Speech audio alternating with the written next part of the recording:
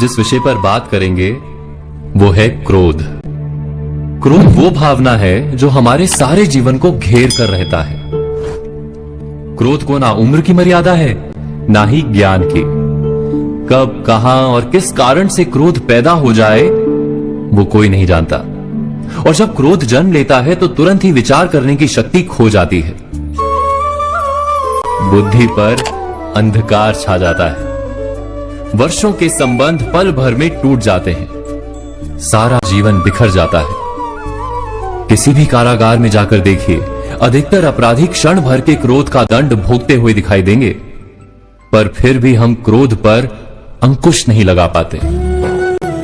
बार बार हम क्रोध ना करने का प्रण तो लेते हैं, पर बार बार हमसे क्रोध हो जाता है। ये क्रोध वास्तव में क्या है, क्यों जन्मता है और क्यों अंकुश में नहीं रहता?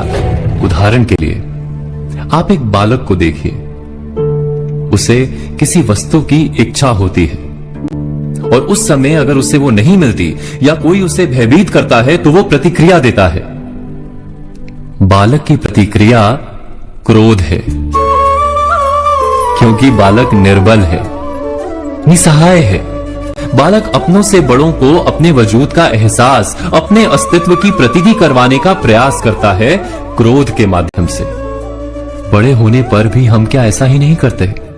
क्या क्रोध हमारे भीतर बैठे बालक का प्रतिभाव नहीं?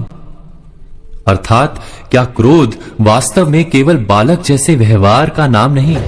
जब अहंकार को घाव होता है, जब भय लगता है, जब कोई वस्तु हमें प्राप्त नहीं होती, तब हमें क्रोध आता है, ठीक किसी बालक की भांति। हम जानते हैं कि आईने के सामने खड़े होकर मुंह बनाने का खेल बालकों को शोभा देता है, बड़ों को शोभा नहीं देता। फिर भी हम बालक की भांति क्रोध करना बंद नहीं करते। हम अनुभव से जानते हैं, दूसरों को देखकर बता सकते हैं कि क्रोध से कभी कुछ प्राप्त नहीं होता। सम्मान हो, संपत्ति हो, प्रेम हो या सुरक्षा हो, क्रोध से नहीं मिलता।